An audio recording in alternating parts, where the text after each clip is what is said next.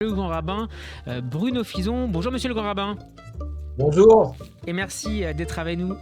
Comme tous les jeudis dans le Grand Journal, vous êtes grand rabbin de Metz et de la Moselle, conseiller du grand rabbin de France et du président des consistoires pour les questions d'abattage. Et vous nous parlez cet après-midi, en cette période de Jeux Olympiques, du regard du judaïsme sur le sport.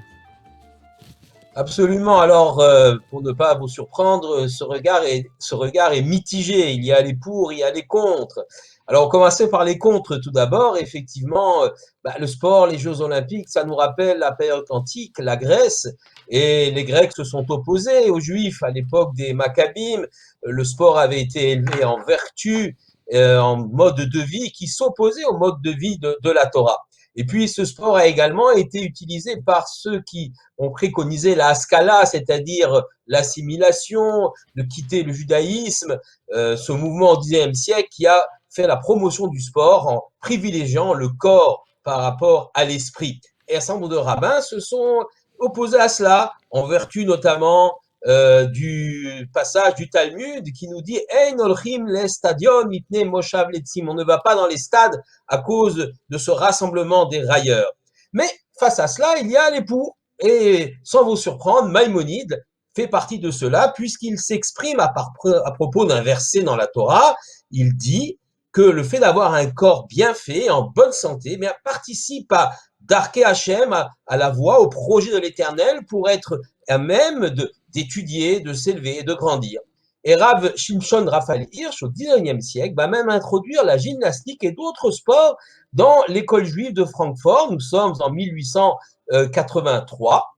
Et un de ses membres, là, le Rav Yitzhak Breuer, va dans une école à Jérusalem, Horeb, c'est le nom de cette école, va même utiliser le sport. Pour lui, c'est un moyen de domination des pulsions et des désirs du corps des jeunes et des adolescents. Donc, il y a une vertu tout à fait positive à pratiquer le sport. Quant au Rav Kook, lui, eh bien, il parle de le chazek et femme de renforcer le corps pour être à même dire l'Éternel, et il va s'exprimer ainsi aux premières Maccabiades en 1932 en Israël, en tout cas dans la terre, dans le foyer national juif. Eh bien, le développement d'un esprit saint ne peut se faire pour lui que dans un corps qui est sain. En d'autres termes, le sport, oui, si c'est un moyen de développer sa santé, de développer son corps pour pouvoir être en bonne santé et servir l'Éternel, si cela devient une valeur de substitution aux valeurs spirituelles de la Torah, alors évidemment, les rabbins regardent cela avec beaucoup de méfiance. Merci beaucoup pour cet éclairage, monsieur le rabbin Bruno Fison. Je rappelle le titre de votre dernier livre publié aux éditions Transmettre, Et Dieu créa l'animal. On vous retrouvera un petit peu avant la fin de l'été. En attendant, Shabbat Shalom à vous et à très bientôt. Shabbat Shalom, à bientôt.